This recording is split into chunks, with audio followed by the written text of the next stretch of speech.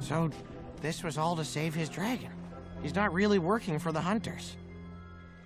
Is anything you want to dagger? Like what? I don't know, something apologetic, followed by something sisterly? It's not important, Heather. What's done is done. I wouldn't have trusted me either. I know the guilt weighs heavy on you. I can see it in your eyes. A brother knows. Okay, too much. Yeah, I felt myself pushing a bit too.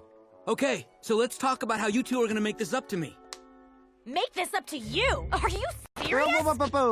Hey, Dagger, we are happy to help you find your dragon. Aren't we, Heather? Sure, right after I get some answers. My dear, sweet Heather, I promise I'll tell you everything later. Shattermaster must take precedence in these dark times. Now, please tell me you have one of your hiccupy plans to get my dragon back? There are a lot of Vigo ships out there, guys. I've been watching them like a hawk. I know what ships the Gronkles are on. We just have to get aboard without being seen and grab my dragon. They'll never know we were there. Although he is the most handsome Gronkle of the group. I mean, they might know he's missing just... I think the best thing to do is split up. We'll meet on the cliff overlooking the docks.